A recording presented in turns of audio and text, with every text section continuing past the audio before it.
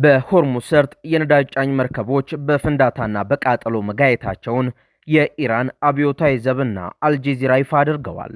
ኢራን ሰርጡን ሙሉ በሙሉ ልትዘጋ እንደምትችል ስታስጠነቅቅ፣ በሌላ በኩል ደግሞ የየመን ሁቲዎች በሳውዲ የነዳጅ መርከቦች ላይ ሚሳኤል አዝንበዋል። የነዳጅ ዋጋ ሊንር፣ የሸቀጦች ዋጋ ጣራ ሊነካ ነው። አሜሪካ በበኩሏ የሕክምና ቡድኖችንና ልዩ ኃይሏን ወደ ቀጠናው በማስገባት ለከፋ ጦርነት ዝግጅት እያደረገች ትገኛለች። ለመሆኑ ኢራንና አሜሪካ ወደ አይቀሬው ቀጥተኛ ጦርነት እየገቡ ነው? ይህ ቀውስ በዓለም አቀፉ ማህበረሰብ ላይ ምን አይነት አስከፊ ተጽዕኖ ያመጣል? የዚህን መረጃ ዝርዝር ይዘንላችሁ ቀርበናል። እስከ መጨረሻው አብራችሁን ቆዩ። እናንተ ደግሞ ቪዲዮቻችን ወደ ብዙ አድማጭ ተመልካቾች ይደርስ ዘንድ ቪዲዮውን ላይክ፣ ኮመንት እና ሼር በማድረግ ጀምሩት። አዲስ የሆናችሁ ደግሞ ቻናላችንን ሰብስክራይብ በማድረግ ዓለም አቀፋዊ ተአማኒ መረጃዎችን ያገኙ። በሆርሙዝ ሰርጥ በነዳጅ ጫኝ መርከቦች ላይ ፍንዳታና ቃጠሎ መድረሱ ተገልጿል። የኢራን እስላማዊ አብዮታዊ ዘብ ባወጣው ድንገተኛ መግለጫ በሆርሙዝ ሰርጥ አቅራቢያ አደገኛ ተብሎ በተከለከለው የባህር መስመር ለማለፍ ሲሞክሩ ከነበሩ 3 የንግድ መርከቦች መካከል በአንዷ ላይ ጥቃት ደርሶ እሳት መነሳቱን አስታውቋል። የነዳጅ ጫኝ መርከቦች ላይ በደረሰው ፍንዳታ ምክንያት ከፍተኛ ቃጠሎ መከሰቱን የኢራን እስላማዊ አብዮታዊ ዘብና የአልጀዚራ የዜና ምንጮች አስታውቀዋል። የኢራን አብዮታዊ ዘብ የህዝብ ግንኙነት መስሪያ ቤት ባወጣው መግለጫ እንደገለጸው መርከቦቹ ፍንዳታ የገጠማቸውና ቃጠሎ የተነሳባቸው በእሱ ቁጥጥር ስር ባለው ሰሜናዊ የባህር መስመር ፋንታ በደቡባዊ የሆርሙዝ ሰርጥ አቅጣጫ ለማለፍ በሞከሩበት ወቅት ነው ብሏል። ቴሄራን አሜሪካንን በመክሰስ የአሜሪካ የስለላ ተቋማትና ወታደራዊ አካላት የሰጡትን የተሳሳተ የመርከብ መንገድ መመሪያ በመከተላቸው ለአደጋ ተጋልጠዋል ስትል ገልጻለች። በአካባቢው የነበሩ የነፍስ አድን ቡድኖች የመርከቦቹን ሰራተኞች የማዳንና የማውጣት ስራ ማከናወናቸውን የገለጹ ሲሆን ከፍንዳታው በኋላ በቅርበት የነበሩ ሌሎች የነዳጅ ጫኝ መርከቦች ወደ ነበሩበት እንዲመለሱ መደረጉ ተመላክቷል። ይህንኑ ክስተት ተከትሎ የኢራን ወታደራዊ አዛዦች መግለጫ የሰጡ ሲሆን የዩናይትድ ስቴትስ ወታደራዊ ጥቃትና እንቅስቃሴ በአካባቢው እስከቀጠለ ድረስ የሆርሙዝ ሰርጥ ሙሉ በሙሉ ዝግና ለዓለም አቀፍ የመርከብ እንቅስቃሴ አስተማማኝ እንዳልሆነ አስታውቀዋል። ይህ በእንዲህ እንዳለ የአሜሪካ ማዕከላዊ እዝ የኢራንን ክስ በማስተባበል በአካባቢው የባህር ላይ ደህንነትን ለማስጠበቅ እንቅስቃሴ እያደረገ መሆኑን ገልጿል።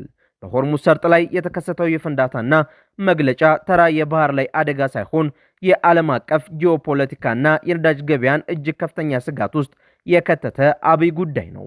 ይህ መስመር በከፊልም ሆነ ሙሉ በሙሉ ተዘጋ ማለት በፋርስ ባህረ ሰላጤ ያሉ እንደ ሳውዲ አረቢያ፣ ኤሚሬቶች፣ ኩዌት፣ ኢራቅና ኳታር ያሉ ዋና ዋና ነዳጅ ላኪ ሀገራት ምርታቸውን ወደ ዓለም ገበያ ማቅረብ ይቸገራሉ ማለት ነው። ኢራን ከአሜሪካና ከምዕራባውያን ጋር በሚኖራት ወታደራዊ ውጥረት ወቅት የሆርሙዝ ሰርጥን እንደ ዋና መጫወቻ ካርድ እየተጠቀመችበት ትገኛለች። ኢራን ዘመናዊ የባህር ላይ ፈንጂዎችን፣ የሰው አልባ አውሮፕላኖችንና ፈጣን የውጊያ ጀልባዎችን በመጠቀም የባህር ትራንስፖርቱን በቀላሉ ማስተጓጎል ችላለች። መርከቦች ፍንዳታ ገጠማቸው የሚለው ዜና ብቻ የዓለም አቀፍ የመርከብ ኩባንያዎች ወደ አካባቢው ከመግባት እንዲቆጠቡ ያደርጋል። በሽብርና በጦርነት ቀጠና የሚያልፉ መርከቦች የኢንሹራንስ ክፍያ እጅግ በጣም ስለሚንር የመርከብ ድርጅቶች የመጓጓዣ ታሪፋቸውን በከፍተኛ ሁኔታ ይጨምራሉ። የነዳጅና የማጓጓዣ ወጪ መጨመር በቀጥታ የዓለም አቀፍ አቅርቦት ሰንሰለትን ስለሚጎዳ በዓለም አቀፍ ደረጃ የዕቃዎች ዋጋ እንዲንር ያደርጋል።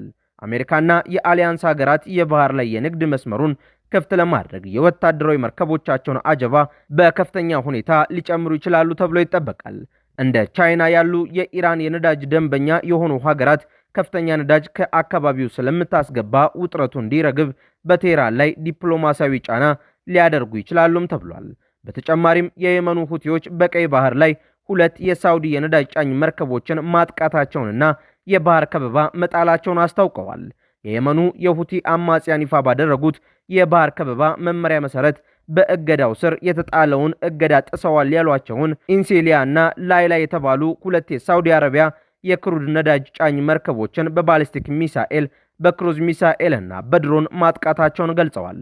የሁቲ አማጽያን ቃል አቀባይ ብርጋዴር ጀነራል ያህያ ሳሪ በቴሌግራም ገጻቸው ባወጡት መግለጫ ድርጊቱ ሳውዲ አረቢያ በቅርቡ በሰና ዓለም አቀፍ አየር ማረፊያ ላይ ላካሄደችው የአየር ጥቃት ምላሽና በየመን ህዝብ ላይ የተጣለውን እገዳ ለመመከት የተወሰደ ጥራት ያለው ወታደራዊ እርምጃ እንደሆነ ገልጸዋል።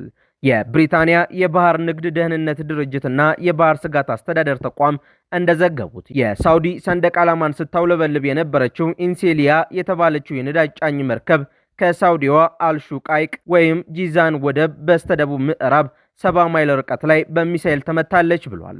በዚሁ ጥቃት በመርከቧ ላይ እሳት የተነሳ ሲሆን የመርከቧ ሰራተኞች እሳቱን ለመቆጣጠር ጥረት ሲያደርጉ እንደነበርና እስካሁን የሰው ሕይወትን መጥፋት ወይም ከባድ የአካባቢ ብክለት አለመመዝገቡ ተገልጿል።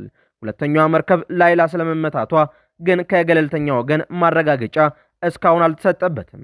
የሁቲ ወታደራዊ ክንፍ ሳውዲ አረቢያ ወደቦችን ለሚጠቀሙ ወይም ከሳውዲ ነዳጅ ለሚጭኑ ማንኛውም የንግድ መርከቦች የባህር ከበባ መጣሉንና በቀይ ባህር እንዲሁም በባብኤል መንደብ በኩል የሚያልፉ መርከቦች የጥቃት ኢላማ እንደሚሆኑ ማስጠንቀቂያ አስተላልፎ ነበር።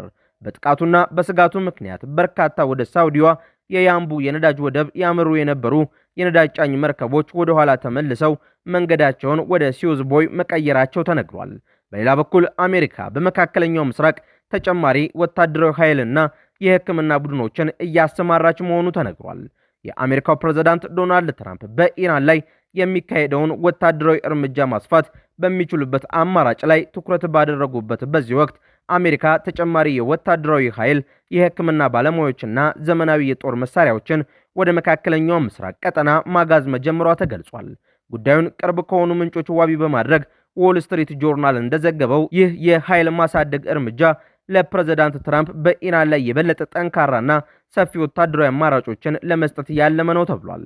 ባለፉት ቀናት የልዩ ኦፕሬሽን ኃይሎች ወደ ቀጠናው የተላኩ ሲሆን የውጊያ ጀት ስኳድ ድሮኖች በመካከለኛው ምስራቅ ልዩ ልዩ ካምፖች እንዲሰፍሩ ተደርገዋል።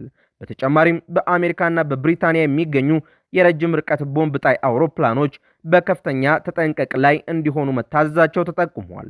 የሕክምና ባለሙያዎችና ድጋፍ ሰጪ አካላት በብዛት ወደ ቀጠናው መላካቸው አሜሪካ ለከፋ ወታደራዊ ግጭትና ሊከሰቱ ለሚችሉ ጉዳቶች አስቀድማ የተዘጋጀች መሆኑን የሚያመላክት ነው ተብሏል። የአሜሪካ ማዕከላዊ እዝ የኢራን ወታደራዊ ኢላማዎች የባህር ላይ ሚሳኤሎችና የድሮን ማስወንጨፊያዎችን ኢላማ ያደረጉ ተከታታይ የቦምብ ድብደባዎችን ማካሄዱን ቀጥሏል። የአሜሪካ ወታደራዊ አሰላለፍ ለውጥ በመካከለኛው ምስራቅና በዓለም አቀፍ ደረጃ ከፍተኛ ስትራቴጂካዊ፣ ኢኮኖሚያዊና ፖለቲካዊ አንድምታዎች አሉት። በመደበኛ ሁኔታ አየር ኃይልን እንዲሁም ሚሳኤሎችን ብቻ በመጠቀም የሚደረጉ ጥቃቶች ከፍተኛ የሕክምና ቡድን ወይም የልዩ ኃይል ስምሪት አያስፈልጋቸውም። አሜሪካ የሕክምና ባለሙያዎችንና የልዩ ስምሪት አባላትን በስፋት ማጋዟ የሚያሳየው አየር ላይ ከተመሰረተ ጥቃት አልፎ ስትራቴጂካዊ ቦታዎችን የመቆጣጠር አማራጮች ጠረጴዛው ላይ መኖራቸውን፣ የኢራን የመልስ ምት በሚኖርበት ጊዜ ሊከሰቱ የሚችሉ የአሜሪካውያን ጉዳተኞችን ወዲያውኑ ለማከምና የጉዳት መጠንን ለመቀነስ አስቀድሞ የተደረገ ዝግጅት መሆኑን ነው። የፕሬዝዳንት ትራምፕ አስተዳደር በኢራን ላይ የሚከተለው የፖሊሲ አቅጣጫ ኢራን በሆርሙዝ ሰርጥ በኩል በሚደረገው የነዳጅና የንግድ መርከቦች እንቅስቃሴ ላይ የምታደርሰውን ስጋት ሙሉ በሙሉ ማዳከም ነው። ኃይልን በዚህ ደረጃ ማሳደግ ለኢራን አስተዳደር አሜሪካ በዲፕሎማሲያዊ መንገድ ብቻ ሳይሆን በኃይል ፍላጎቷን ለማስፈጸም ዝግጁ መሆኗንና ኢራን በባህር ላይ ወይም በቀጠናው ባሉ የአሜሪካ ካምፖች ላይ ጥቃት ማድረሷን ካልገታች ጥቃቱ ወደ ዋና ዋና የመሠረተ ልማትና የኒውክሌር ተቋማት ሊሰፋ እንደሚችል ማሳሰቢያ የመስጠት መልእክቶችን ያስተላልፋል። የመካከለኛው ምስራቅ የዓለም የነዳጅ አቅርቦት ዋና የደም ስር በመሆኑ ግጭቱ በተለያዩ ዘርፎች ላይ ቀጥተኛ ተጽዕኖ ይፈጥራል። የአየርና የባህር ውጊያ መስፋፋት የዓለም አቀፍ የመርከብ መድን ዋጋን በመጨመር የሸቀጦችን ዋጋ እንዲያድግ ያደርጋል። ኢራን አሜሪካ ለምትወስደው የማስፋፋት እርምጃ እጇን ትሰጣለች ተብሎ አይጠበቅም። ይልቁንም በቀጠናው በኢራቅ፣ ሶሪያ፣ የየመንና ሊባኖስ ባሉ ታጣቂ ቡድኖች በኩል በባህሬን፣ ኳታርና ኤሚሬትስ የሚገኙ የአሜሪካ ወታደራዊ ካምፖችን ኢላማ ያደረጉ የድሮንና የሚሳኤል ጥቃቶችን አጠናክራ ልትቀጥል ትችላለች።